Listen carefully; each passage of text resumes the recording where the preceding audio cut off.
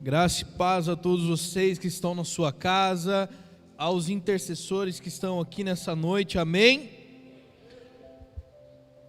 Cara, é motivo de muita alegria a gente estar junto, mesmo que seja na plataforma, mesmo que seja online, mesmo que você está na sua casa, no conforto da sua casa, do seu lar. Antes de mais nada, eu gostaria que você compartilhasse esse link com a sua família, com seus familiares, você que está na sua casa nos assistindo. Compartilhe com seus amigos, compartilhe com a sua família. Há muitas pessoas que precisam entender e precisam se concentrar naquilo que nós vamos falar hoje. A equipe de som, o ministério de louvor da igreja, tem uma equipe aqui só trabalhando, e aos intercessores, obrigado pelos seus serviços, obrigado por vocês estarem aqui. E a nossa luta diária é para que realmente nós voltemos à essência da verdadeira igreja. Antes de mais nada, eu gostaria que você agora, não desclassificando essa oração anterior, mas realmente deixasse tudo que você tem, todos os seus pensamentos seculares, e se concentrasse naquilo que Deus pode estar falando com você aqui nessa noite. Porque talvez nós viemos aqui, ou você que está na sua casa, e a nossa cabeça está em outros lugares, está em outras coisas. Então, que você que está na sua casa aí, na frente de um celular, de um notebook, de uma televisão, eu quero desafiar você agora a tirar todas as distrações inúteis e realmente se concentrar naquilo que Deus quer falar com você. Porque as redes sociais, o celular e a tecnologia, ela tira a nossa atenção. Mas é o momento realmente da gente dar uma reverência total à palavra de Deus. E a palavra de Deus, gente, com todo respeito, ela é pura, santa, verdadeira, e ela deve ser honrada, glorificada, santificada. Então agora é o momento, repita aí na sua casa, é o momento, família, da palavra. E mais uma vez, você que está assistindo a gente depois, não dispersando aí a tua atenção, mas que você venha postar nas redes sociais depois, tá? Porque senão vai ficar contraditório falar que isso não é para mexer agora, falar que é para você postar. Quem está assistindo com você, compartilhe no chat aí junto com a gente, que o pessoal está respondendo, tem uma equipe de comunicação aí, vai responder as suas perguntas, vai colocar os versículos para você em nome de Jesus, e tu que lute. Mas é importante a gente dar reverência. Todo mundo já, os intercessores bebeu água, o louvor. Agora eu quero que você feche seus olhos e realmente diga assim comigo: Pai, eu dou a minha atenção de presente para você. Eu quero prestar atenção naquilo que o Senhor quer falar. Eu quero prestar atenção no que você me trouxe hoje. E eu quero sentir aqui, dentro de mim, a tua voz. Em nome de Jesus, damos total reverência à tua palavra nessa noite, Jesus, pois ela é santa, ela é viva e eficaz. Em nome de Jesus Cristo.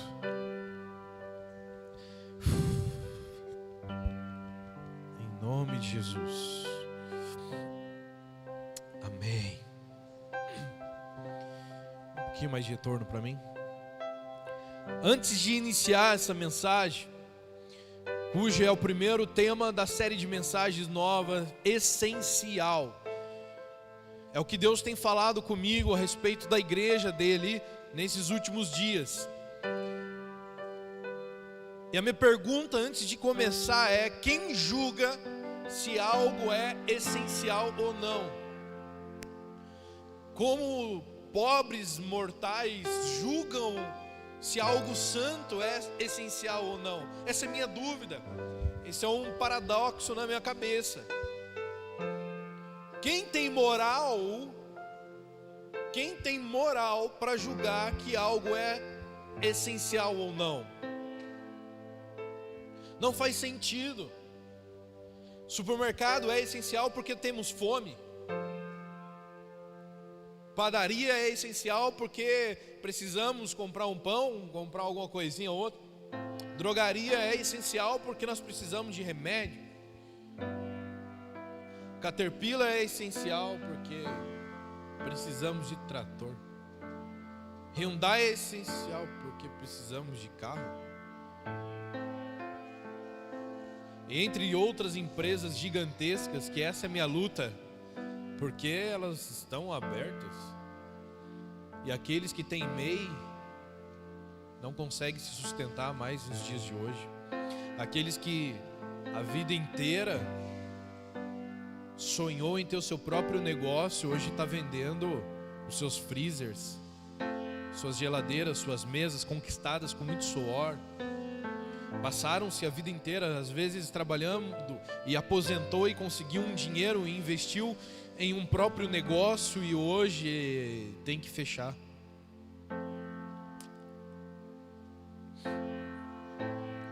Mas aquilo que já é gigante, já é grande, e até mesmo multinacional, esse não pode fechar. Esse não. A minha briga nunca foi com a ignorância da religiosidade, porque de maneira nenhuma quero ser um ignorante religioso. Mas existem muitas perguntas que não são respondidas nos dias de hoje.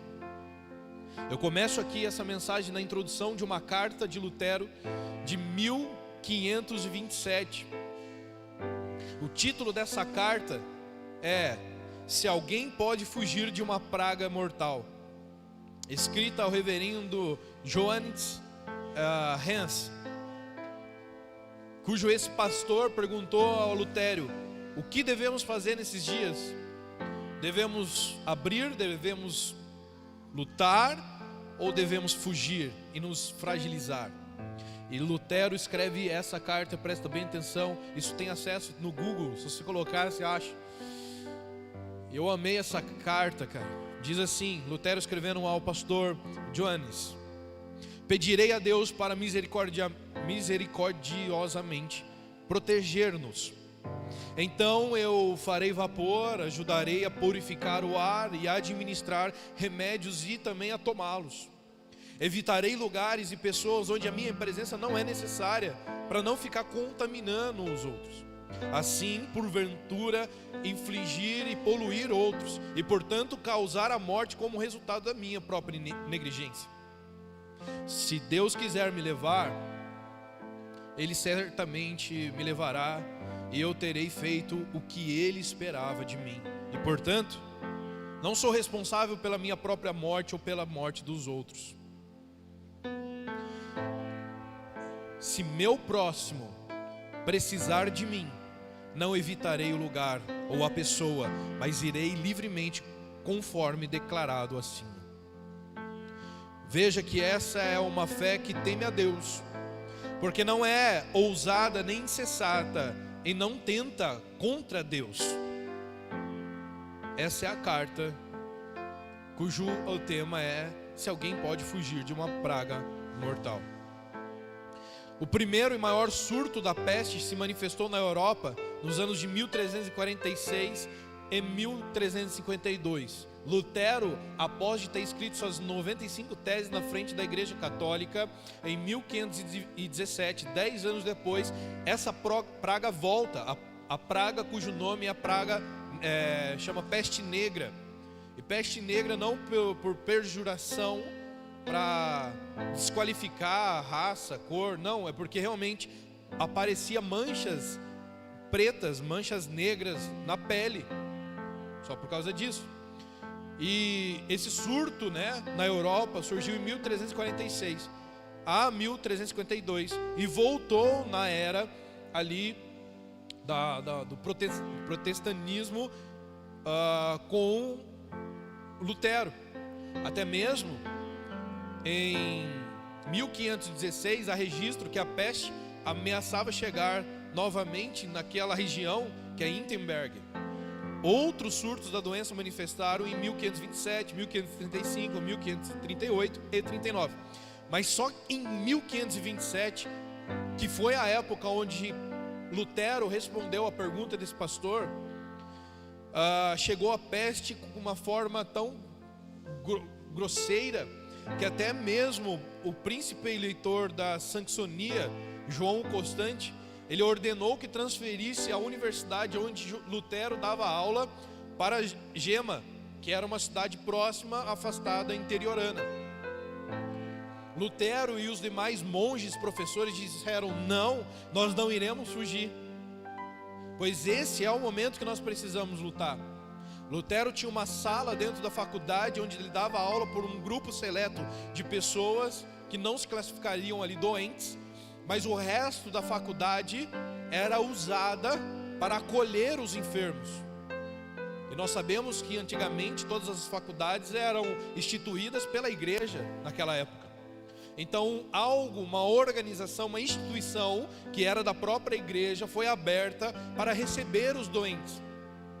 E a história diz que Lutero, além disso, recebiam as próprias pessoas dentro da sua casa com esse tipo de doença para cuidar deles. No entanto, 2 irmãos de Lutero morreram. A sua esposa na época, em 1527, estava grávida do primeiro filho, Catarina o nome dela.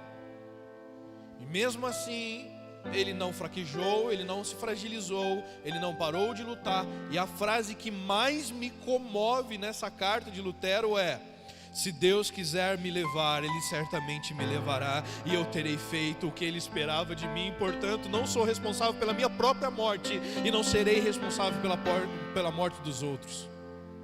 Nós estamos falando aqui do pai do protestantismo, o pai que revolucionou, que trouxe a reforma para toda uma igreja cristã, e foi o pai da igreja cristã e do próprio cristianismo, Martinho Lutero.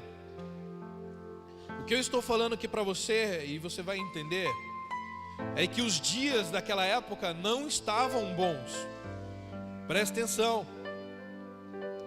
Embora algumas pessoas se queixavam de doença dentro da própria casa de Lutero, Lutero não foi contaminado, e nem mesmo a sua esposa, e nem mesmo os cristãos que estavam ajudando Lutero naquele dia. Alguns diziam que era uma praga emitida porque Deus estava punindo algumas pessoas. Mas nós sabemos que não é bem assim. Nós sabemos que nosso Pai não faria isso. E sim, realmente aconteceu. E a igreja não se calou.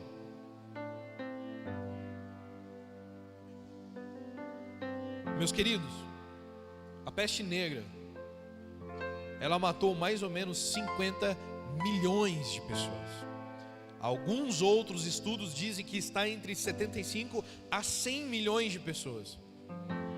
Pegando todo um povo e região onde a peste negra se alastrou, eles fazem o cálculo mais ou menos que existiam 450 milhões de pessoas e caíram a nação para 350 milhões, ou seja, foi uma chacina total, uma pandemia que liquidou 100 milhões de vidas. Eu fico com esse cálculo que é mais proveniente. Nós não estamos falando de 0,05% da população. Nós estamos falando de a cada 3 seres humanos na Terra, 1 morria de peste negra. Segundo o cálculo da pandemia, o coronavírus é 0,05 na fração total. Nós estamos falando de algo muito maior do que a própria pandemia que nós estamos vivendo aqui. Outros estudos, se você for pesquisar, dizem 150 a 200 milhões, mas eu fico com 100 para dar uma média. 100 milhões de pessoas. Alguns historiadores dizem que na época os médicos dos senhorios davam os remédios mais caros da época para poder sanar a doença, mas na verdade era uma corrupção para que o centro da saúde ou da política daquele lugar se elevasse muito mais, porque eles não sabiam de onde vinham e como fariam para diminuir aquela doença. Parece um pouco do que acontece, sendo que depois eles descobriram que a doença peste negra era manifestada através de pulga e rato. Alguns diziam que, por não saber o motivo da doença, eles tinham medo de olhar para as outras pessoas, achando que a doença passava até mesmo no olhar. Nós estamos falando de uma doença muito maior. Nós estamos falando de uma época onde a reforma foi cravada, conceituada. Nós estamos falando de um tempo muito pior. Se eu, Maico, sou um pastor de uma igreja, fico bem chateado, porque a igreja estava indo bem, e de repente veio essa pandemia, e as coisas se dividiu, se perdeu, algumas, né? Não digo pessoas, digo coisas, projetos, enfim. Imagine Lutero ter acabado de cravar 95 teses contra a igreja católica. Isso é muito forte. Eu me coloco e me posiciono a uma pulga perto de quem Lutero foi naquela época, o que ele fez. E logo após disso a peste negra dizimou muita gente. Você entende então que isso não é novo? Sabe qual que é o maior problema que nós vemos nos dias de hoje? Que eu e você, ninguém que está aqui hoje nasceu em 1900. Não pegou a Primeira Guerra Mundial, não pegou a gripe espanhola, não pegou a Segunda Guerra Mundial. Então para nós isso é novo. Mas é por isso que eu estou aqui, pessoal. E fiquem acordados. Os intercessores, levante, bebe água, joga água na cara. Você que está na sua casa, presta atenção.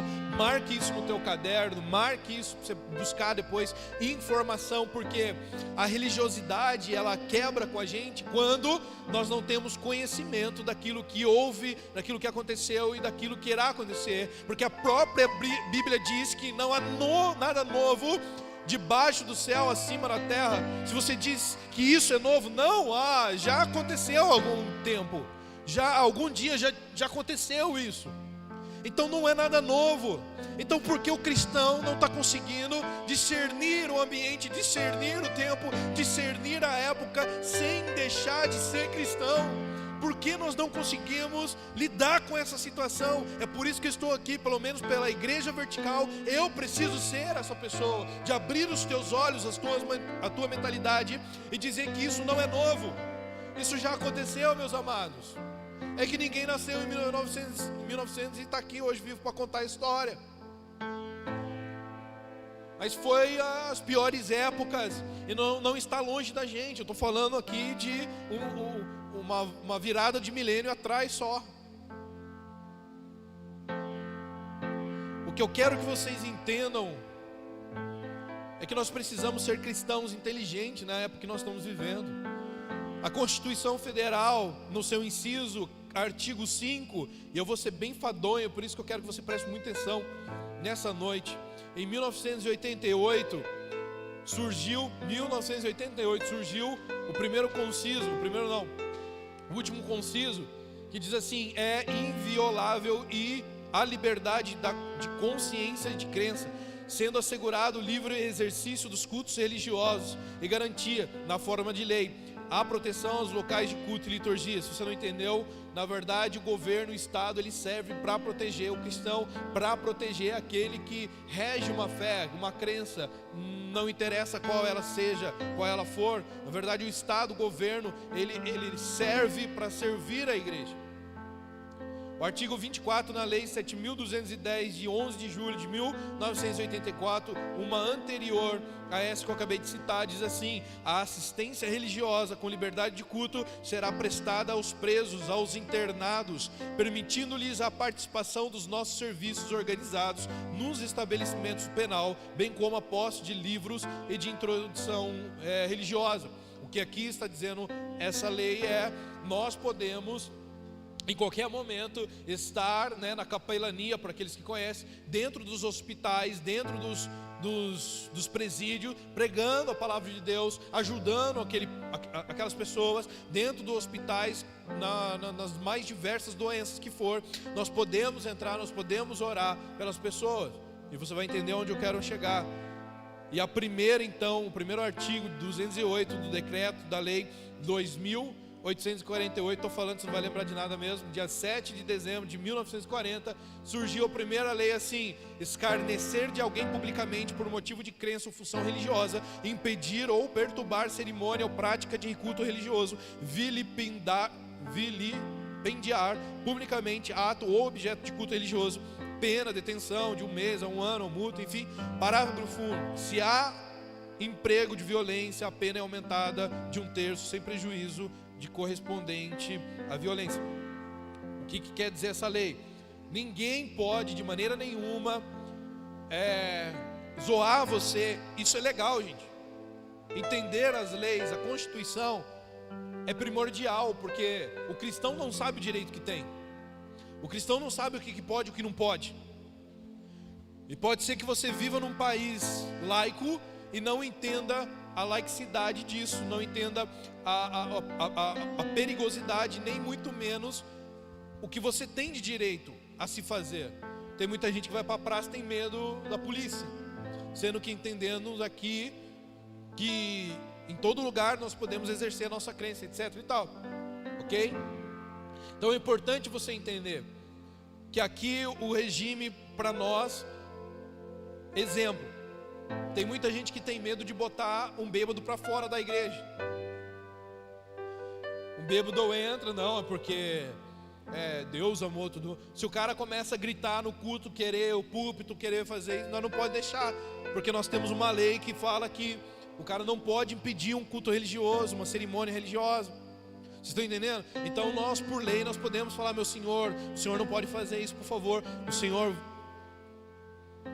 se saia, como diz o nordestino, se saia, por favor, senão eu vou chamar a polícia para o senhor, porque o senhor não pode prejudicar uma cerimônia religiosa. Vocês estão entendendo? E quem sabia disso, que isso é lei? Entende? Agora, mediante isso, o que eu quero aqui, meus irmãos, é trazer uma inteligência ao nosso cristianismo. Sabe, você nunca se deparou com uma necessidade de entender, ou pelo menos ter dentro do seu intelecto uma potência de informações, conhecimento, sabedoria, pela qual você serve o Cristo que você serve? Você nunca se deparou com essa necessidade de aprender a respeito do cristianismo que regemos? E essa é uma necessidade que nós temos. E quem me conhece de perto sabe que todo esse tempo de trabalho eu tento ser um cara que traz conhecimento, qualidade, o intelecto das pessoas, para que nós venhamos ser cristãos religiosos, hipócritas, inúteis. Eu estava assistindo a live do Supremo Tribunal Federal, foi quase 11 horas de live. Eu não consegui parar de assistir, eu queria ver o que eles pensam a respeito da religião no Brasil, o que eles pensam dos cultos religiosos. Eu queria entender o que os ministros, e diga-se de passagem, o Procurador-Geral da República, com a sua fala muito bem expandida, falou de uma forma muito linda, defendendo o quesito culto no Brasil, a religião, a fé, a importância da fé. E muitas vezes nós dependemos de algumas coisas, de algumas pessoas para defender a fé que nós deveríamos ter entendimento de defesa. Porque se na sua escola existem outras pessoas com outras religiões, elas têm uma grande probabilidade de persuadir você e te fazer quase ser adepto a se converter à religião dela, e você não consegue explicar para ela porque você crê em Cristo Jesus, porque você tem essa fé em Jesus que para elas morreu há muito tempo, ou outras pessoas dizem que nem mesmo ele existiu. Você pode ser um cristão laico. O que é um cristão laico? É um cara que vai na igreja, mas obedece tudo e todos. Eu conheço uma pessoa, com todo respeito a ela, ela tem numa mesa ali, com lâmpadas, iluminação, ela tem um Buda, ela tem uma Nossa Senhora, ela tem pedras, ela tem um gnomo, ela acredita em tudo. E não faz nada ao mesmo tempo. Se nós não começarmos a ter conhecimento da fé e da convicção daquilo que acreditamos, da convicção no Evangelho, da convicção que existia, das histórias de quem abriu o caminho para o cristianismo, nós iremos ceder para qualquer tipo de coisa, gente. Tem duas ignorâncias que eu odeio na minha vida. Uma delas é que, por exemplo, na live lá do STF, os cristãos religiosos, que Deus vai tacar o fogo em vocês, vocês vão tudo morrer. Meu Deus do céu, nós estamos tentando aqui fazer com que eles abram, com que eles autorizem a abertura dos encontros religiosos, e os religiosos ali tacando fogo nos ministros. Essa é a primeira ignorância que você não pode ter. Marque isso. Você não pode ter uma ignorância religiosa, gente. Uma ignorância que Deus vai tacar a mão, Deus vai matar, Deus vai... isso é inconstitucional o que vocês estão fazendo. Primeira coisa, para quem é religioso que está nos assistindo, seja mais inteligente, pelo amor de Jesus Cristo. Seja mais inteligente. Porque se nós temos uma lei constitucional, da Constituição, se existe uma pandemia ou uma emergência maior, essa lei, ela vale, mas ela precisa ser emendada, ela precisa ser organizada. Como assim, pastor? Eu acabei de ler aqui alguns artigos para vocês. Então nós sabemos que, vem comigo, nós sabemos que tem algumas leis que regem para mim, para os meus direitos. Então eu posso pregar onde eu quiser, falar de Jesus na praça. Posso ou não? Posso dentro de casa? Posso, né? Mas será que você pode fazer um culto com mais de 30 pessoas no meio do Armando Salles, 6 horas da tarde? Por que não pode? Entende? Se eu posso fazer em qualquer lugar, por que eu não posso no meio da Armando Salles, 6 horas da tarde, no maior pico que tem, pegar umas cadeiras, colocar lá, fechar? Por que eu não posso? Porque eu estou ferindo uma outra lei, que é uma lei de trânsito. Que essa lei pode me multar, pode me deixar preso, as polícias podem pegar todo mundo e levar para prestar depoimento. Por quê? Porque você está atrapalhando um negócio que já acontece. É diferente que eu pregar numa praça pública, que não tem problema. Então é constitucional que nós exercemos a nossa fé, a nossa crença. Ninguém está falando para você não fazer isso. O governo não está falando para você mudar, se converter para outra religião, não pregar mais, não falar mais de Deus. Não é isso. Nós não temos censuras para falar sobre Cristo nas redes sociais. Vocês estão me entendendo? É isso que eu quero trazer de inteligência. Não adianta só pregar a palavra, meus queridos, e nós sermos totalmente mancos em quesito de conhecimento e sabedoria sobre aquilo que nos rege. Poderia vir com uma palavra aqui, você, chapar no Espírito Santo, mas nós temos que crescer também no conhecimento, não somente na graça. E como se diz por aí, entre aspas, Bíblia, conhecereis a verdade e ela te liberta. Ela te liberta da primeira religiosidade, que é a religiosidade de achar que Deus é o punidor, que Deus é o manda-fogo, e que Deus não entende regra de lei, de governo. Você está debochando de Deus, velho. Então a primeira coisa que nós precisamos não ser é religioso burro, ignorante. Nós temos que entender o processo de todas as coisas que estão acontecendo. E antes de falar da primeira também, dar uma emenda. O segundo religioso, que nós só mudamos, só trocamos santo, mas continua a ser religiosidade,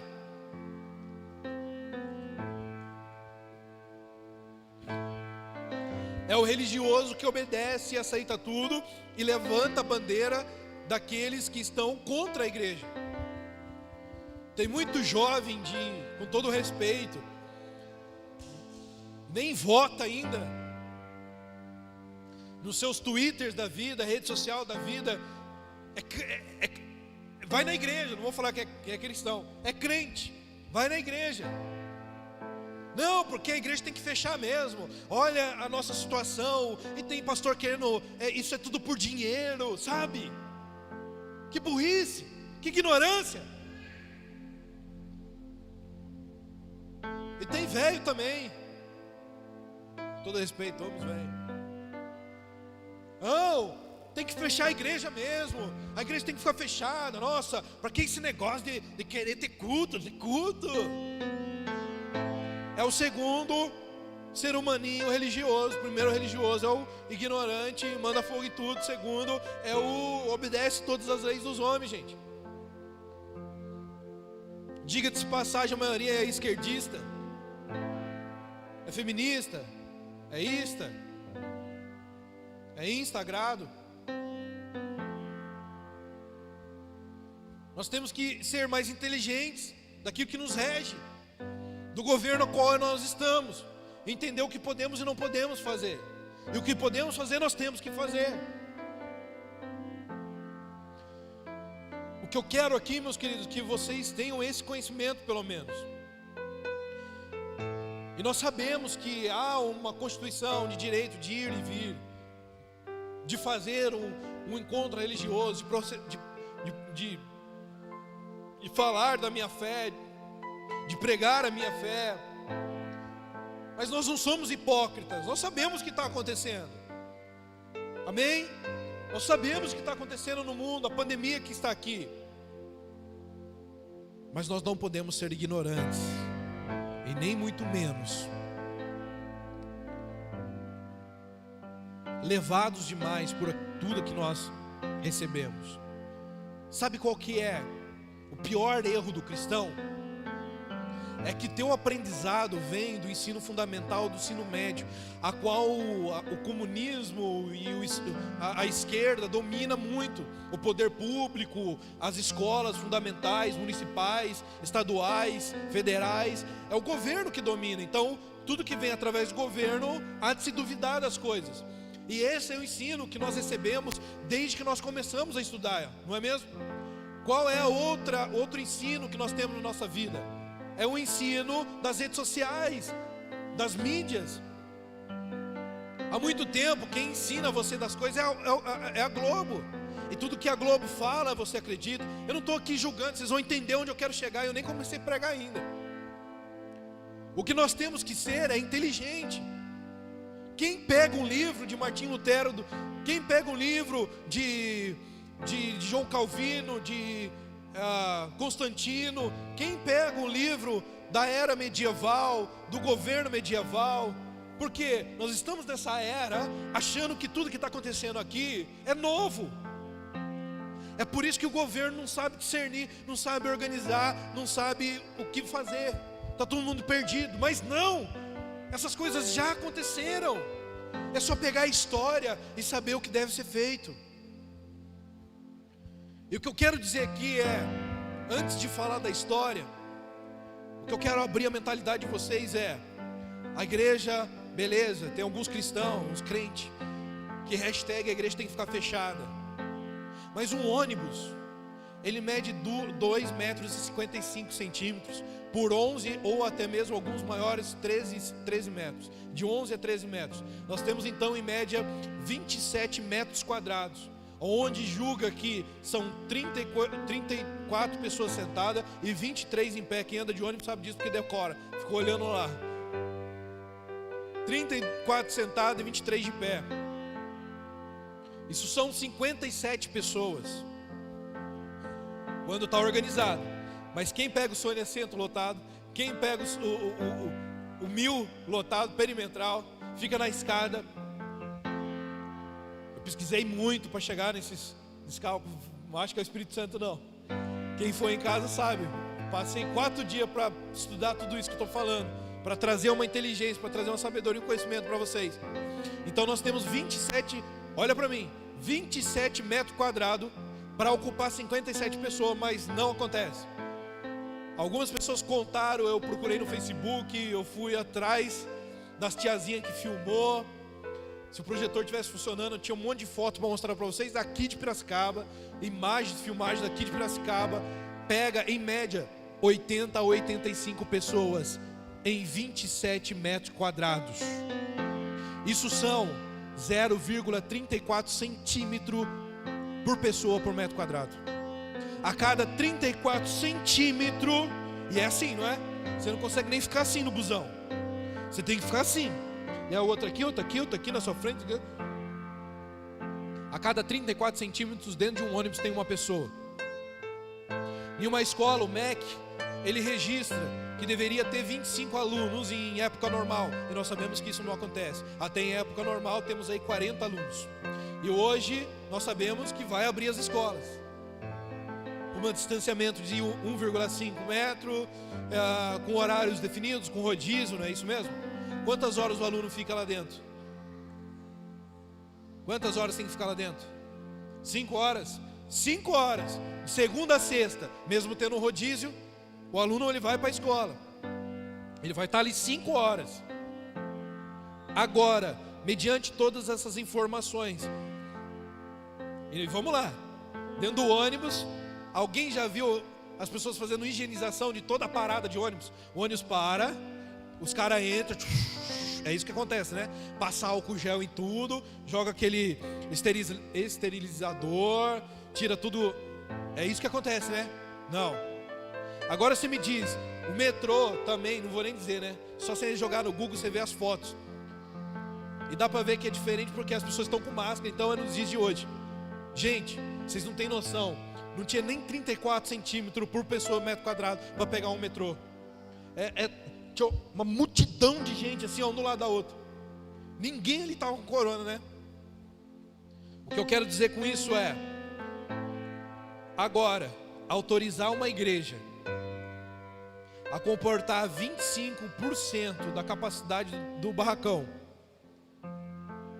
com todas as precauções necessárias, porque o crente faz isso, a igreja faz isso, limpa todas as cadeiras, esteriliza todas as cadeiras, tem álcool gel em todo lugar, tem uma medida de segurança de 2 metros até mesmo, 1,5 metro de distância um do outro, tudo organizado, tudo bonitinho, todo mundo de máscara.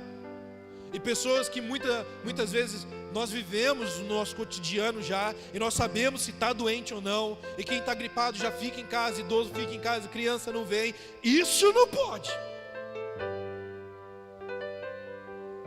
Agora é aí que eu entro com a inteligência de um cristão. Agora abra a tua mentalidade, porque minuciosamente o governo ele quer ver se o evangélico, se o cristão é capaz de se levantar e ir contra o governo, porque isso sim é perseguição.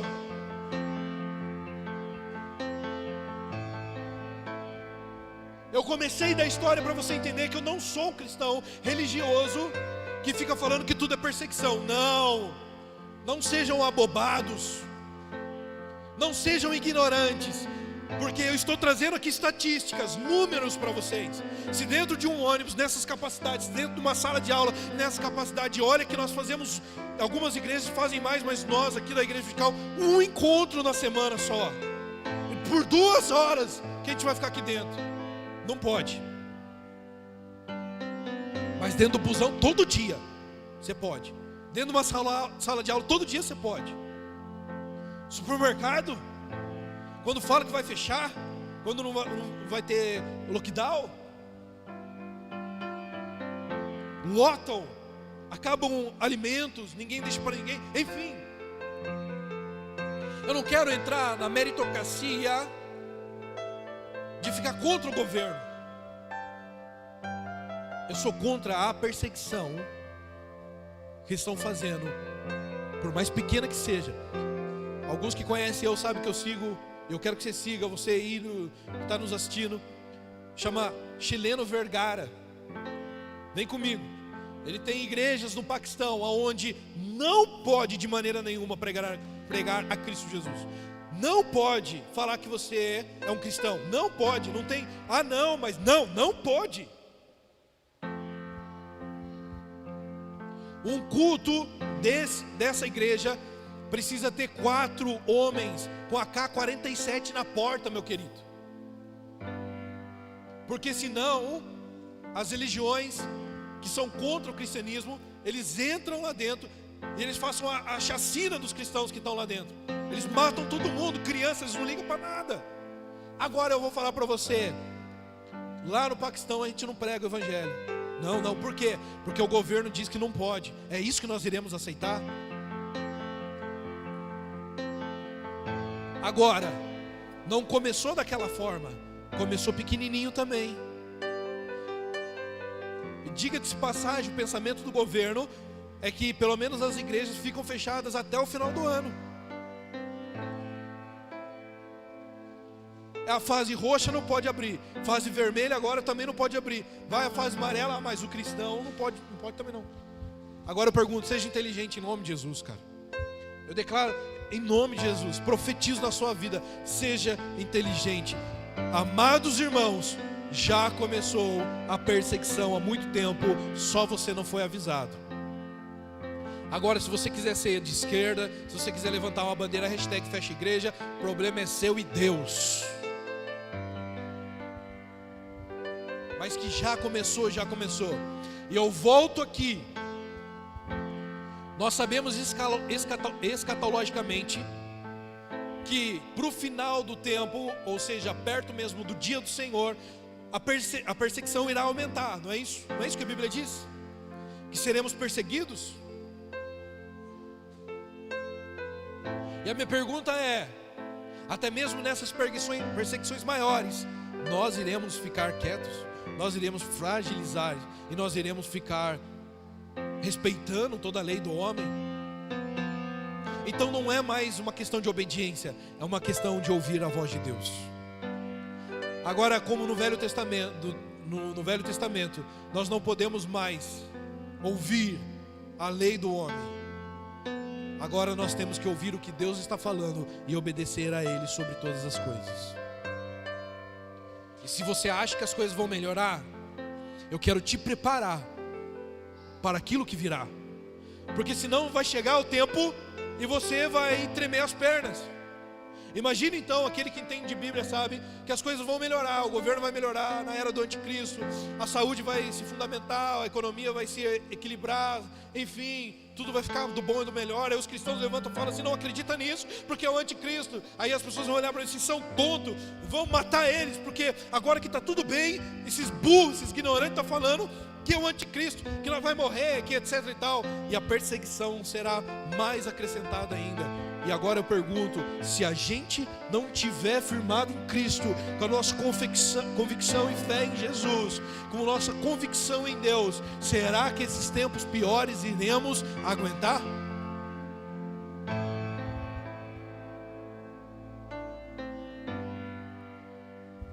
O que eu mais quero aqui, meus amados, é fazer uma pergunta para você. Mediante todos esses cálculos, mediante todos esses conhecimentos, a minha pergunta é para você, cristão que está nos assistindo, você que está aqui: a igreja não é essencial?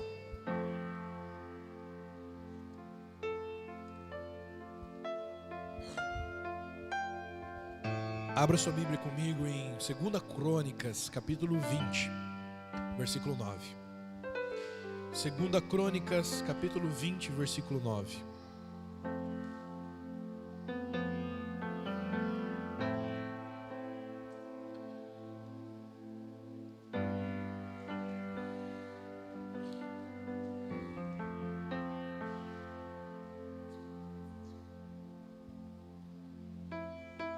Diz assim a palavra de Deus. Isso aqui é Josafá orando a Deus: se alguma desgraça nos atingir, seja o castigo da espada, seja a peste, seja a fome, nós nos colocaremos em tua presença diante deste tempo, pois ele leva o teu santo nome, e clamaremos a ti em nossa angústia, e tu nos ouvirás e nos salvarás. Volto a dizer, nós nos colocaremos em tua presença diante desse templo. Josafá foi um rei de Judá que sucedeu seu pai Asa. O reinado de Josafá está registrado nos livros de 1 Reis, capítulo 22, versículo 42 ao 50, e 2 Crônicas, capítulo 17 até o 21. Já próximo do fim do seu reinado, os moabitas, os amonitas e os edomitas, eles se uniram para invadir Judá, um grande exército de 3 distritos, cidades, reinados diferentes, para invadir Judá, pela qual Josafá era o rei da época. O rei Josafá proclamou então um jejum sobre toda a cidade de Judá, sobre todo o povo de Judá. E a Bíblia vai relatar nesse mesmo capítulo que até as crianças de colo, eu não sei como isso foi feito, mas a Bíblia diz que até as crianças de colo não ficaram de fora dessa. Eu fico imaginando alguns filhos de algumas pessoas aqui, crianças de colo, colocando eles de jejum também, pelo propósito do rei daquela época. Vamos se assim pensar, porque é a única coisa que me vem à mente.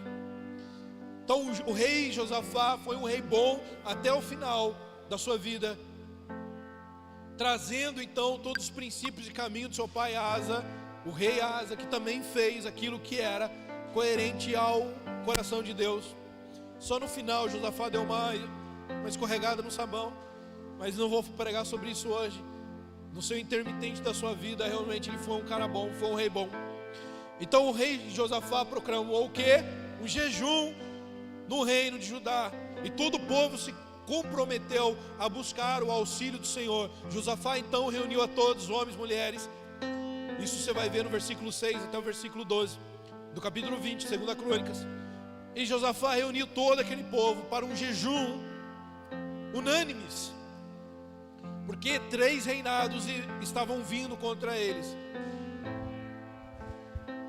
E o que mais me chama a atenção é que Josafá, para fazer essa oração, ele vai até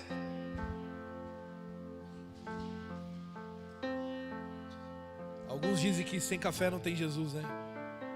Tomar um café no meio do culto é uma delícia.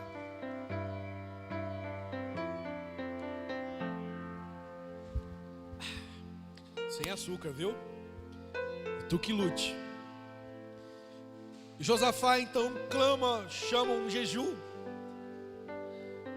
E eles estavam no meio de uma guerra, no meio de uma visão, no meio de uma decisão a ser tomada. Então Josafá, a única coisa que ele pode fazer é levantar um clamor ao Deus que cuidou do seu pai, cuidou dos ancestrais e que agora iria cuidar deles também. A igreja, em todos os episódios do mundo, meus queridos, ela teve a sua importância, pois Josafá, ele poderia ter orado na sua casa, mas ele foi até o templo do Senhor, pela qual tinha o nome do Senhor, a buscar ao Senhor pelo seu povo. Sabe, uma das coisas que mais me comove é quando nós vemos aqueles desigrejados que estão felizes agora, porque agora eles estão tendo potência o suficiente para dizer: tá vendo? Deus está em todos os lugares, você não precisa ir num templo, porque Deus não está no templo. Não é isso que nós ouvimos dos desigrejados? Mas quando eles falam que se Deus está em todos os lugares, por que Ele não pode estar dentro do templo então, meu amado? Deus está em todos os lugares, sim, Ele está. Então por que Ele não pode estar dentro do templo? Não, do templo não. Dentro do templo não. Vocês estão vendo que a nossa inteligência, o nosso conhecimento, ele é forjado por uma cultura pela qual quer, no mínimo, destruir com os teus princípios reais, destruir com você, destruir com o teu caráter, com a tua índole. É como as feministas, com todo respeito, o que elas dizem? Que a mulher, ela tem o direito de decidir onde ela quer ir, o que ela quer fazer da vida. Mas se chegar uma mulher e falar: eu tenho o direito de decidir o que eu quero da vida? Sim, que legal. Eu tenho o direito de decidir o que eu quero, o que eu quiser fazer, eu posso fazer. Pô, sim. Então eu decido ser uma mulher de casa, uma mulher do lar, cuidar do meu marido. Não, isso não. Isso não. Eu estou lutando pelos seus direitos e você quer ficar dentro de casa? Não, mas eu não posso fazer o que eu quero? Sim, mas dentro de casa não. Então não faz sentido. Vocês estão entendendo a briga inútil que subsiste nos nossos tempos, na nossa época? É por isso que nós temos que ter conhecimento, sabedoria e inteligência, para viver uma fé inteligente, para viver um cristianismo inteligente, para não se corromper com qualquer coisa. Porque o alimento que está dando por aí é rede social, é mídia, é escola, e não é daí que você tem que tirar o teu manual de vida. E sim, existe um único manual que pode dizer para você o que você deve ou não fazer. O que você pode... Não, pastor, mas está escrito na Bíblia que nós temos que obedecer os governantes. Sim, nós temos que obedecer até que não haja uma voz de Deus. Mas quando a voz de Deus brada,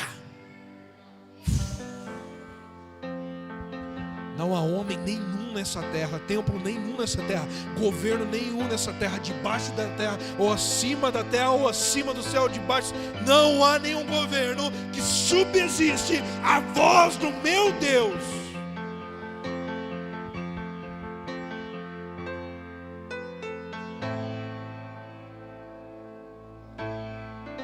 Peste negra, Primeira e Segunda Guerra Mundial, a Guerra dos 30, antes de tudo isso, a gripe espanhola, depois de 1918, 1919, logo após que acabou a Primeira Guerra Mundial, meus queridos, veio uma gripe espanhola, que se você for pesquisar, aqueles que estudam em escolas mais avantajadas, às vezes estudam alguma coisa disso aí, ensino fundamental, médio e público, pode esquecer, só aí você tem que fazer aquela escola que você faz pré-vestibular, isso aí, uma escola antes de prestar uma faculdade. E foi registrado que na gripe espanhola morreram 50 milhões de pessoas, sendo elas 675 mil americanos da época. Logo saindo da guerra mundial, os primeiros que pegaram a gripe espanhola foram os militares. Existia um jornal na época que chama The Christian Science Monitor. Eu sou horrível no inglês, mas deve ser o cristão cientista do monitor. Esse jornal cobriu detalhadamente a gripe espanhola. E ele, presta atenção, o que essa imprensa disse, o que esse jornal, que era cristão, disse. Olha só, eu acho que não tem nada a ver com o que a gente está vivendo hoje. Veja você mesmo. Eles disseram, em 1919 isso, ok? Se a imprensa pudesse ser induzida a propagar coragem, fé, amor, ao invés de fazer circular o medo, haveria uma enorme melhora rapidamente das pessoas. O mero ato de conter o medo teria um efeito inestimável. O melhor serviço de qualquer jornal, qualquer médico ou qualquer ser humano poderia estar em prestar ao gênero humano consistente em ensinar e a pensar corretamente naquilo que se acontece. Se qualquer jornal dessa época pudesse levar o amor, levar a esperança, as pessoas seriam curadas mais rapidamente. Uau! E a pergunta que eu faço mediante essa busca é: quando nós acessamos os jornais que nós temos acesso a eles, né? Qual é o jornal, fora o Siqueira, que mostra quantas pessoas foram curadas desse coronavírus? Às vezes, sabe aquela letrinha no final do contrato? Tantos morreram, tantos leitos, 87, 90% dos leitos estão, mas só que melhorou.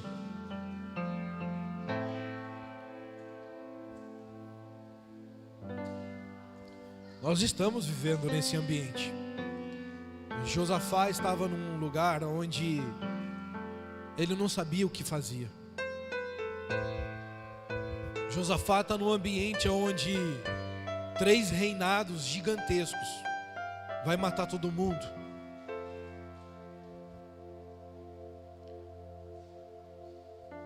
Um rei que não sabia qual decisão ele teria que tomar. Um rei que não sabia o que fazia, porque toda a sua nação vai ser dizimada.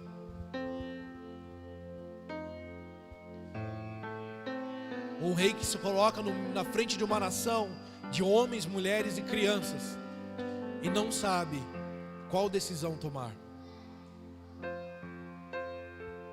Esse rei só tem uma escolha na vida. E ele diz assim: se alguma desgraça nos atingir, seja castigo da espada, seja peste, seja fome, nós nos colocaremos em tua presença, diante desse templo, esse templo que leva o seu nome, e clamaremos a ti em nossa angústia, e tu nos ouvirás e nos salvarás.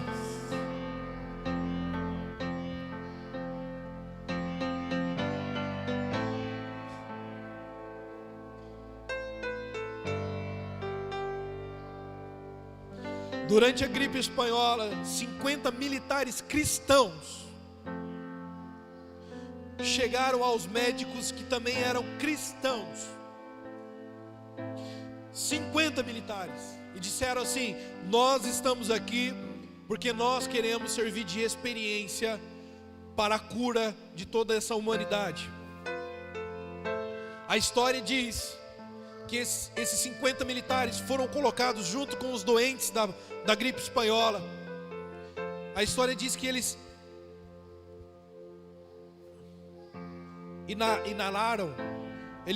inalaram o vírus da gripe espanhola. E lá dentro, esses 50 militares cuidavam das pessoas, conversavam com as pessoas, oravam pelas pessoas. Vocês estão comigo? Milhares e milhares de pessoas juntas, e eles andavam pelos corredores orando. E a história diz que alguns eram curados e iam embora para suas casas, e eles estavam ali para ouvir, para cuidar, comiam junto com eles, dormia junto com eles, conversava com eles. E a história diz que nenhum deles pegaram a gripe espanhola. Uau! Uau! Em outros jornais dizia assim que, pelo fato, lógico, né, pela razão e ciência, pelo fato deles se proporem a fazer isso, possivelmente eles não pegaram a gripe por causa de alguma coisa no organismo, que não sei o que lá, pela razão. E esse mesmo jornal voltou a publicar dizendo: aonde há fé, aonde há amor, onde há esperança, até a morte é ressuscitada. Agora, que coragem, hein, meus irmãos? Que coragem, hein?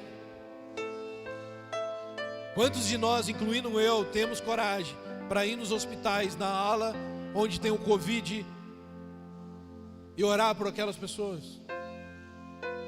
Que coragem, hein, meus irmãos? Eu me incluo nisso, volto a dizer. Em todos os momentos, então, nós temos que ver o que eu estou trazendo aqui. Aquilo que aconteceu há 100 anos atrás, histórias de muitos anos atrás, do que não é nada novo nos dias que nós estamos vivendo. Algo desse tipo já tem acontecido. E eu volto a perguntar para mim e para você que está nos assistindo: realmente a igreja não é essencial?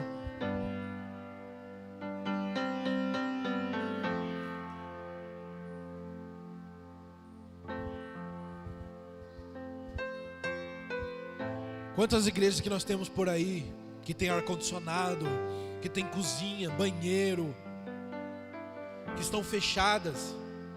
Poderiam elas pegar todos os moradores de rua e falar: ó, vocês vão ficar aqui por esse período que a igreja está fechada mesmo, para vocês não pegarem Covid, para vocês não precisarem ficar na rua expostos, já que a igreja está fechada, então vocês podem morar aqui, vocês podem dormir aqui, os irmãos vão trazer colchão, cobertor. Felizmente a gente não tem estrutura sanitária para isso. O governo não deixaria a gente fazer isso. A gente ia levar uma multa, a gente tomar: ah, pastor, vamos fazer mesmo assim? A gente não tem estrutura, não tem banho. Enfim, eu estou dizendo: ah, é fácil falar dos outros, né? Não, eu estou falando de uma igreja só, meus queridos. Não importa quantas igrejas tem na cidade, todas são nossas. É um povo só. Poderíamos nos unir para fazer algo. Vocês estão entendendo que a igreja sempre foi essencial, e não é agora que nós teremos que fechar, não é agora que nós teremos que parar, não é agora que nós teremos que deixar de fazer alguma coisa. E a gente não precisa resolver e ser a solução do mundo, mas o pouco que a gente fizer, a gente pode mudar o mundo da vida de alguém. Você não precisa resolver o mundo, mas você pode mudar o mundo de alguém, a vida de alguém. E quem sabe, quem acompanha essa igreja sabe que nós tentamos fazer muito isso aqui. A religião teve um papel crucial ao longo dos séculos, com os templos e igrejas abertos, mantendo as pessoas animadas e alegres. E deixar as igrejas fechadas tira isso das pessoas, diz o pedagogo Felipe Neri, professor de pós-graduação na Faculdade de Direito da Universidade Católica Santo Tobírio de Mogrovejo, em Lima, no Peru. E ele é presidente também do Instituto Sofia Perennis. O mais difícil para quem tem essa fé e não poder ir à igreja, ao templo, em busca de consolo, de conforto, de ajuda. Seu parente está no hospital e você não pode visitá-lo, não pode velar os seus mortos e ainda está privado de encontrar acolhimento num espaço religioso. Isso não ajuda ninguém, afirma o mesmo Felipe. Assim como vemos na história narrada em 2 Crônicas, gente, a resposta do Senhor veio por meio de Jaziel, filho de Zacarias, neto de Benaia, bisneto de Jeiel e trineto de Matanias, levita e descendente de Asaf, em 2 Crônicas 20, 14. Deus disse a Josafá e ao povo que lhes deveriam se acalmar e apenas contemplar a salvação do Senhor a favor deles, pois Deus é quem iria pelejar aquela batalha com eles. E a Bíblia relata que quando eles acordaram, avistaram do monte para ver os moabitas, os 3 reinos que vinham contra eles, a Bíblia diz no final do capítulo 20 que eles avistaram somente cadáveres mortos, que Deus tinha ceifado a vida daqueles exércitos que vinham contra o povo de Judá, pois Deus foi por eles. E nós sabemos que se Deus é por nós, ninguém será contra nós. Então a grande luta que nós estamos travando nos dias que nós estamos vivendo não é contra o governo, é contra nós mesmos. Isso é ser um cristão inteligente. Porque colocar a culpa na igreja fechada, por isso que está pecando, isso é uma das maiores ignorâncias cristãs nos dias que nós estamos vivendo. E a velha desculpa que nós estamos ouvindo geralmente é: quando a igreja voltar a funcionar, eu vou voltar com tudo, eu vou melhorar, eu vou ser melhor. Está errado. Vocês estão entendendo que a luta não é essa? A luta não é governamental, a luta é entre nós mesmos. Porque se você é ruim, se é ruim na pandemia, se é ruim sem pandemia, se é ruim com dinheiro, se é ruim sem dinheiro, você é ruim mesmo. Você não ajuda ninguém mesmo.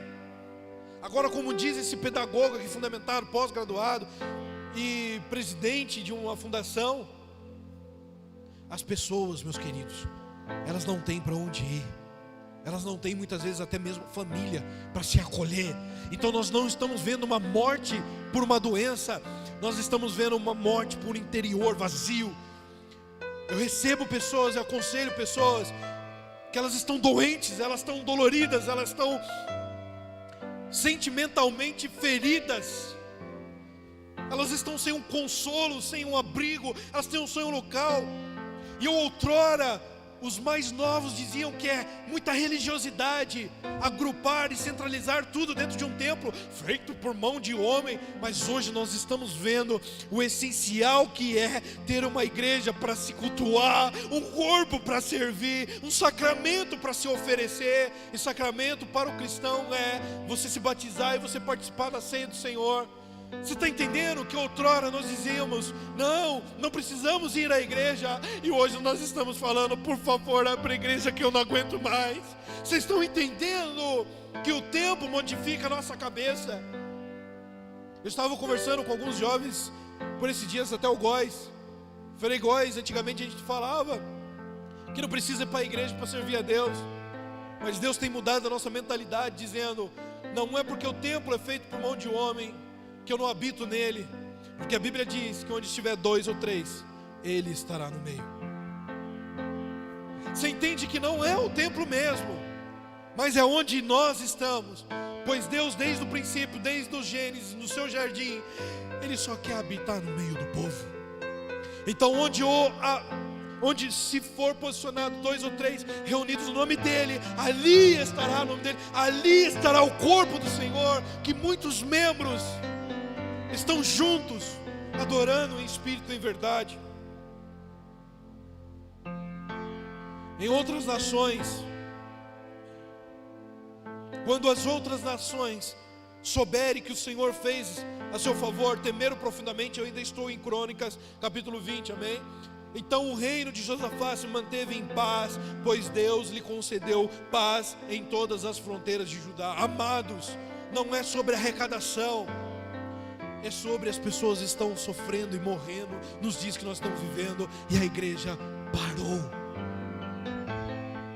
E diga-se passagem, eu vejo até postagens de muitos pastores orgulhosos, porque diante da sociedade e do governo, eles postam: por motivos de forças maiores e reunião com o presbitério da igreja, nós decidimos fechar a igreja para se manter a civilização e aceitar o governo e bababá. Enquanto essas igrejas estratosféricas, gigantes, tem muita gente ali que estão sofrendo à mercê, sem ninguém ajudando elas. Eu não estou aqui sendo antiético, porque eu não estou citando o nome de igrejas. Eu só quero que você abra a tua mente para entender aquilo que nós precisamos fazer e ajudar.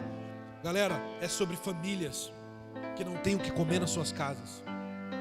Alguém aqui conhece alguém, você que está na sua casa, você conhece alguém que não tem o que comer na casa dela? E a grande maioria vai falar que não. Tem umas pessoas que falam que sim, mas a grande maioria vai falar que não. E agora eu pergunto: por que não? Como não? Sabe por quê? Porque não está chegando ao nosso conhecimento que elas estão assim. Por quê? Porque a igreja está fechada.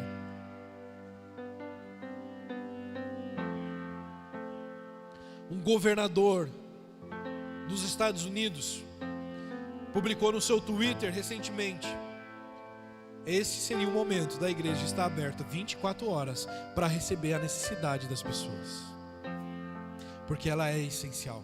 E se você gostar de história, gostar de ser inteligente, você busca ali nos sites dos Estados Unidos.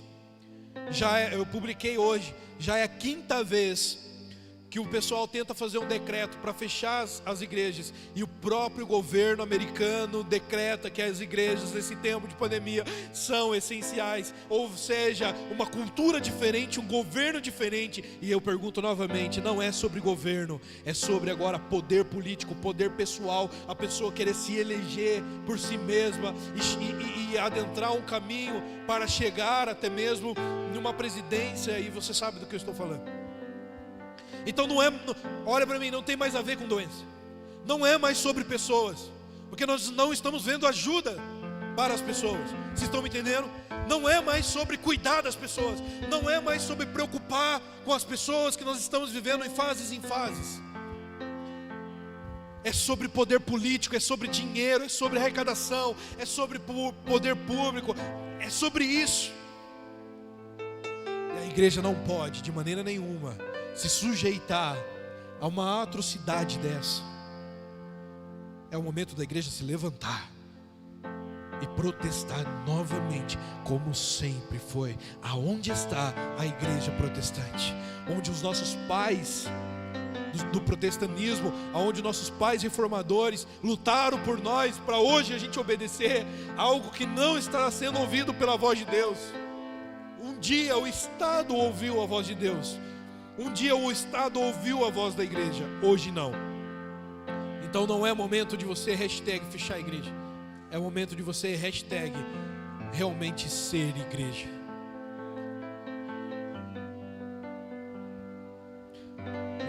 Não é o momento de fechar a igreja, é o momento de você ser igreja. Porque o mundo está mal, precisando dos filhos de Deus. Igreja, meus queridos, é corpo. E assim eu vou finalizar. Uau. Igreja, meus queridos, é relacionamento, é sacramento.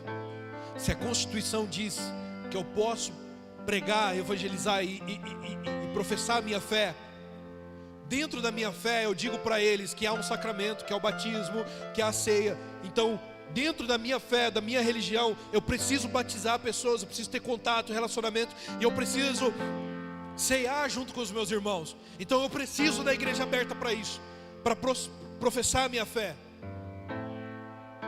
É por isso que não tem como a igreja de longe.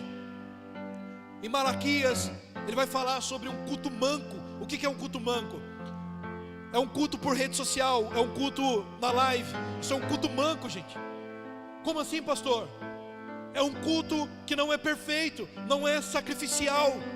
É um culto confortável, é um culto sossegado. É um culto pela qual eu estou obedecendo uma lei que não é de Deus, porque Deus me disse para fazer outra coisa.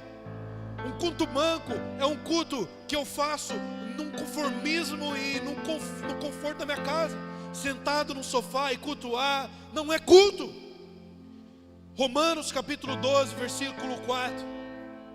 Paulo diz assim em Romanos capítulo 12, versículo 4: assim como cada um de nós tem um corpo, como muitos membros, e esses membros não exercem todos a mesma função, assim também em Cristo nós, que somos muitos, formamos um corpo, e cada membro está ligado a todos os outros. Então nós entendemos que em Mateus capítulo 10, versículo 18, se eu não me engano, onde tiver 2 ou 3 reunidos no meu nome, ali é o corpo. E Paulo dizendo aqui que assim como nós temos um corpo com muitos membros, é assim o culto racional a Deus, onde nós estamos aqui com muitos membros, não aqui agora, estou falando hipoteticamente.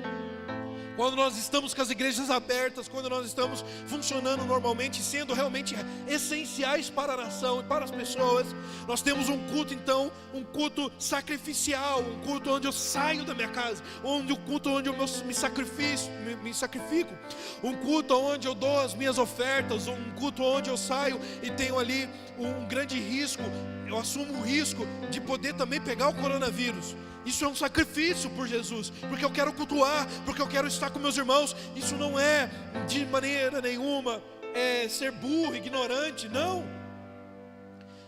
Isso é sacrificar algo em mim, pois o sacrifício de Jesus, será que não foi maior do que eu sair da minha casa para poder cultuar com os meus irmãos? E será que o sacrifício de Jesus não foi essencial para a humanidade? Deus criou um corpo para se ter relacionamento através de Cristo, e nesse momento, por isso a igreja não pode parar.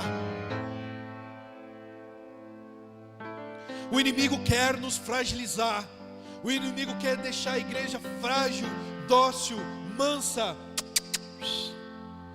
O inimigo quer fazer da igreja um cachorrinho, um vira-latinha, que não consegue nem latir, e não consegue se expressar, e se late não morde. É isso que o inimigo quer fazer. Então não é mais sobre governo, é sobre potestades e principados que querem acabar com a igreja de Jesus. É acima disso. E aqueles que são espirituais entendem as coisas espirituais, entendem espiritualmente aquilo que está acontecendo nos dias de hoje. Não é mais sobre pessoas, não é mais sobre cuidar das pessoas, não é mais sobre proteger as pessoas, não é mais hashtag fica em casa para que não tenha aglomeração, mas é sobre uma potestade vindo sobre a igreja, contra a igreja, para fechar a igreja, calar quem um dia, outrora foi protestante, e fica quieto aí, não vai protestar mais, não vai mais revolucionar, não vai reformar mais nada. É sobre isso. E Paulo vai dizer em 1 Coríntios capítulo 12, versículo 26. Eu quero que você grave isso, gente. 1 Coríntios capítulo 12, versículo 26.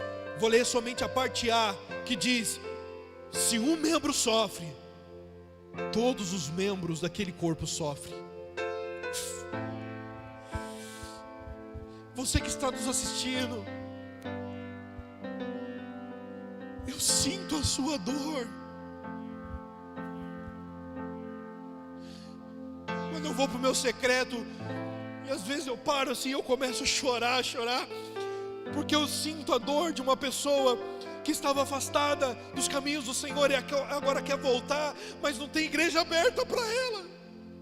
Ela não vai assistir a live. Para de ser hipócrita. Uma pessoa que quer voltar nos caminhos do Senhor, ela não vai assistir no YouTube. Ela quer relacionamento, ela precisa de igreja, ela precisa de contato, ela precisa de uma oração, ela precisa do sacramento. É por isso que nós não podemos ser ignorantes perante aquilo que está acontecendo. Com a igreja fechada, essas pessoas não voltam. Agora eu lhe faço uma outra pergunta. Recentemente, com a igreja aberta, quantas pessoas voltaram para Cristo? Vocês lembram disso? Você que está nos assistindo aí na sua casa, lembra da igreja aberta? Que todos os cultos, 10, 5, 20 pessoas vindo na frente, se reconciliando, aceitando Jesus. E o inimigo olha para isso e fala: não, fecha a igreja.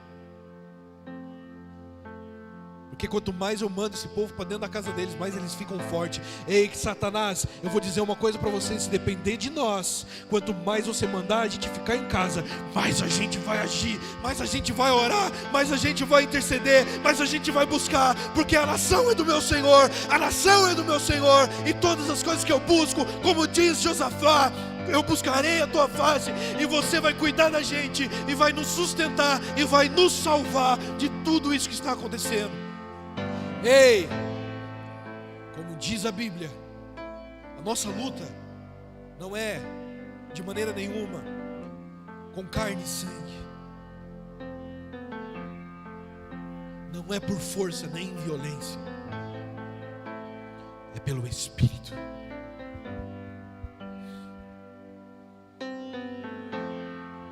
Repita comigo, você que está na sua casa: eu não sou igreja. Nós somos igreja. A Bíblia nunca fala que você é igreja sozinho. Um membro sozinho não é igreja. Onde tiver 2, 3 ou mais. O que eu sou então sozinho? Você é Mateus 6,6. Você é secreto. Você é quartinho. Sozinho você é quartinho com Deus. Mas igreja, corpo, é intimidade, relacionamento com os santos. Agora, minha pergunta é: qual culto nós estamos dando ultimamente para Deus? Um culto manco, fraco. Live é culto fraco. Você que está assistindo aí, você não sente nada, você não... é fraco. Às vezes dá um arrepiãozinho. Às vezes Deus fala que o Espírito Santo vai pelo Wi-Fi. Mas se você não está bem aí, não está conectado aí, não está, qualquer distração te impede de milésimos de segundo destravar uma chave na sua vida. Porque distorce a tua atenção.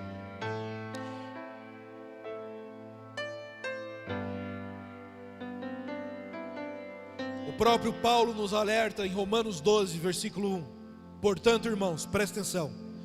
Portanto, irmãos, rogo-lhes pelas misericórdias de Deus, que se ofereçam em sacrifício vivo, santo e agradável a Deus. Este é o culto racional de vocês. Sacrifício vivo. O que é sacrifício vivo?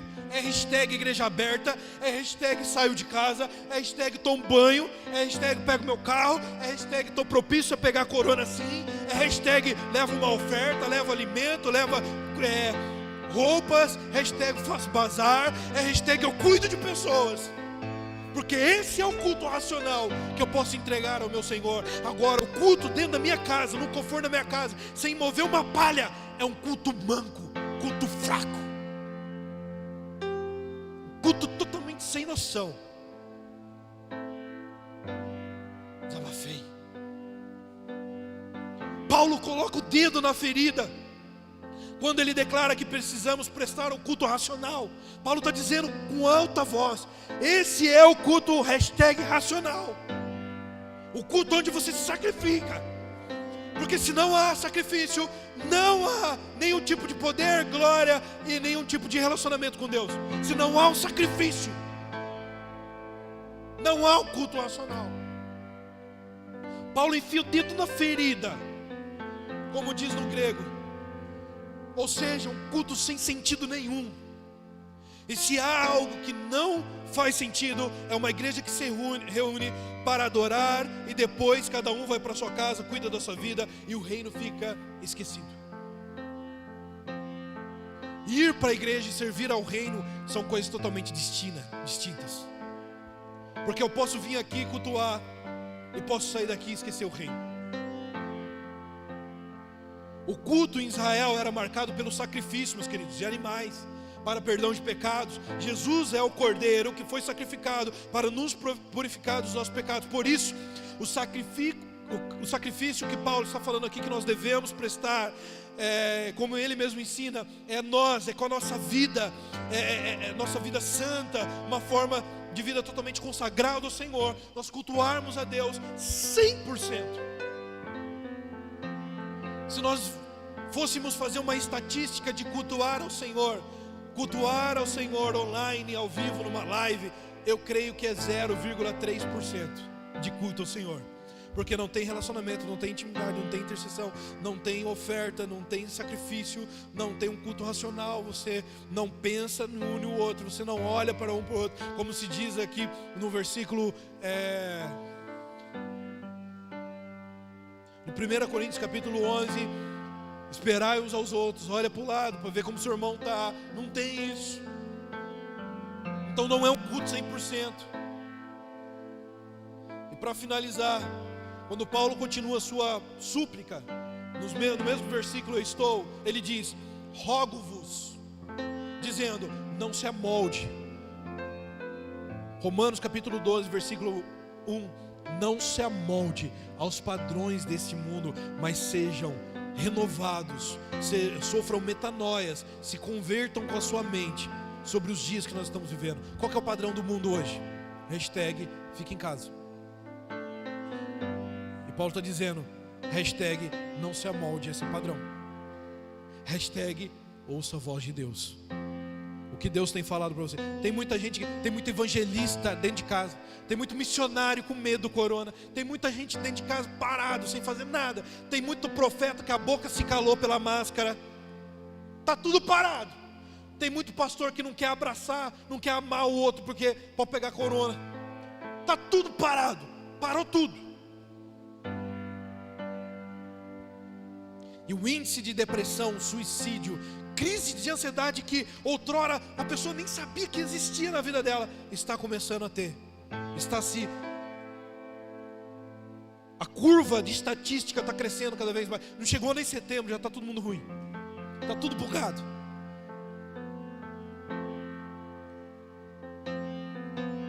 Agora Paulo está dizendo aqui, somos semelhantes a qualquer ser humano, exceto pelo fato que abraçamos os valores de Jesus.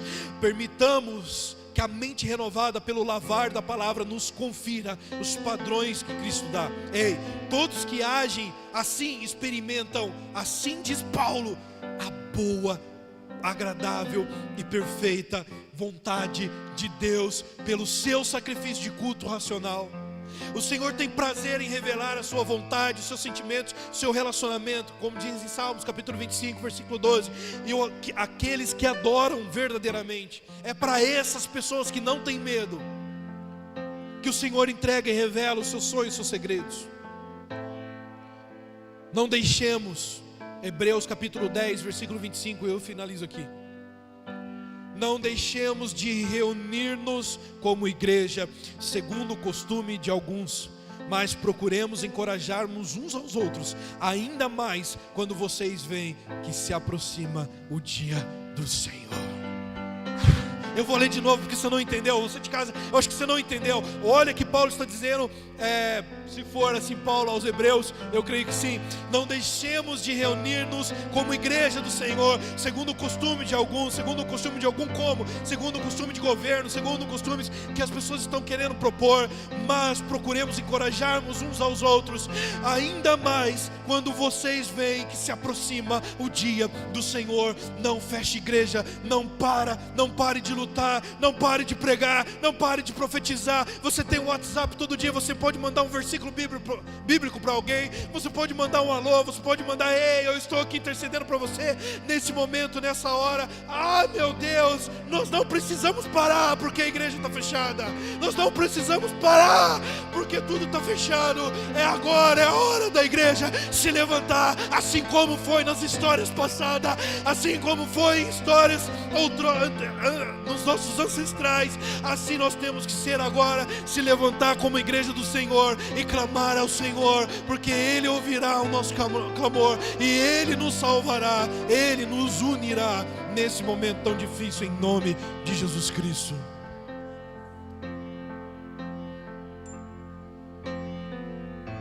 Eu finalizo aqui. Se você tem medo de fazer o bem, se você tem o medo de fazer o bem, Salmos capítulo 41, versículo 1: bem-aventurado é aquele que ajuda os necessitados, o Senhor o livrará no dia mau.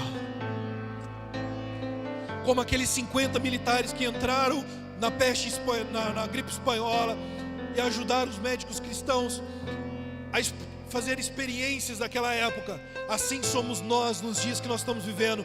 E volto a dizer, para finalizar, não é mais sobre ajudar as pessoas, não é mais sobre se preocupar com as pessoas, não é mais sobre não ter aglomerações, não é mais sobre se preocupar com o próximo. Agora virou uma questão política, agora virou uma religião governamental, agora virou algo que eu e você, nós não podemos se calar no meio dessa pandemia.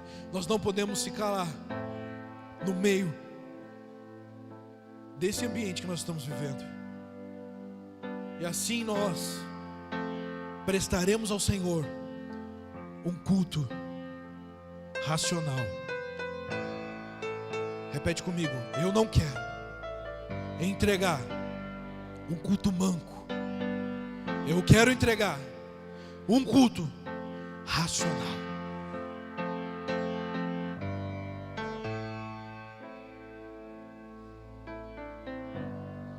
E conhecereis a verdadeira verdade, e a verdadeira verdade vai libertar todos nós. Essa é a verdade. É isso que está acontecendo. Pai, em nome de Jesus, a minha oração desse final de encontro é: traga mais inteligência ao teu povo, traga mais sabedoria ao teu povo, traga mais conhecimento ao teu povo. Que o teu povo não perca tempo dentro dos seus lares, dentro da sua casa, com rede social, com besteira, que só trazem uma curva gradativamente para aquilo que o governo e mídia e a sociedade quer que nós venhamos entender. Mas sim, que nós venhamos perder tempo lendo as escrituras, lendo histórias, se não for escritura, lendo histórias, lendo acontecimentos, lendo enciclopédias, lendo, ó Pai, pessoas que já passaram por tudo isso que nós estamos passando hoje. Que nós venhamos ter inteligência racional, uma fé racional, uma fé inteligente. Ah, como eu amaria uma igreja inteligente, uma igreja sábia, uma igreja que não se deleita e nem muito menos se prostra diante de uma ignorância religiosa, e nem mesmo uma ignorância humanística, mas uma igreja, um povo, uma membresia que é sábia, uma membresia inteligente, uma membresia que entende os princípios. Mulher é mulher, homem é homem, casado é casado, noivo é noivo, e assim por diante. É assim que o Senhor quer, é assim que o Senhor propôs, é assim que o Senhor instituiu, e é assim que deve ser. Essa é uma igreja que eu quero ter, Pai, uma igreja inteligente, que não se deleita e não se deita com a prostituição que há. Porque o homem quer se prostituir com a igreja, mas aqui não. Essa noiva é santa, essa noiva é imaculada, essa noiva está se preparando para o noivo. Essa noiva precisa de sacrifício, essa noiva precisa ter sacrifício, essa noiva precisa ter sacrifício, essa noiva precisa se sacrificar pelo noivo, se dar pelo noivo. Que nós venhamos ser a noiva de Provérbios capítulo 31. E assim você lê na sua casa. Que a graça do nosso Senhor Jesus Cristo, que o amor de Deus, nosso Pai, e a comunhão do nosso Espírito esteja com vocês hoje, para sempre. Você que está na sua casa, eu te amo demais. Que Deus abençoe vocês. Se vocês estão precisando de alguma coisa, nos conecte, nos chame, porque nós queremos servir vocês. Que Deus abençoe vocês, em nome de Jesus.